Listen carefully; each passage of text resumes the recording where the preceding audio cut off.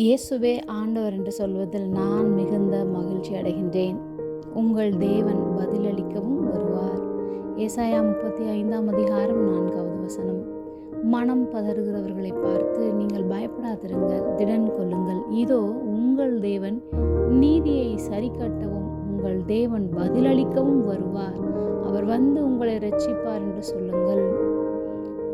என்ன செய்வது, எப்படி செய்வது என்று தெளிவில்லாமை, தேர்ந்தெடுக்க தெரியாத நிலை, நம்மை மற்றவருடன் ஒப்பிடும்போது மனத்தாழ்வும் பதற்றமும் ஏற்படும்.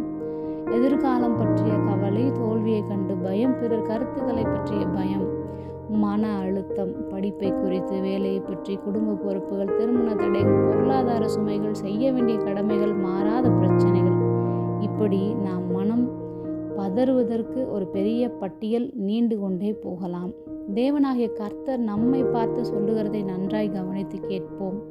மனம் பதறாமல் பயப்படாதிருப்போம். பிரச்சனைகளை யாராவது நம்ப தகுந்தவரிடம் பகிர்ந்து பேசின காலங்களை மாற்றுவோம்.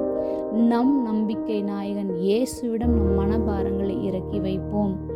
மிகவும் பலம் கொண்டு திடமனதாய் இருப்போம். அவர் நமக்கு நீதி செய்வார். அவருடைய வார்த்தையை நமக்கு வாக்குத்தத்தம். நம்முடைய கேள்விக்கெல்லாம் நிச்சயமாக பதிலளிப்பார். மனம் பதறாமல் கர்த்தருக்குள் மன மகிழ்ச்சியாய் இருப்போம். அவரே வந்து நம்முடைய எல்லா காரியங்களிலிருந்தும் விடுதலையை கொடுப்பார். அவரே நம்முடைய இரட்சகராகவும் இருக்கின்றார். ஜெபம்.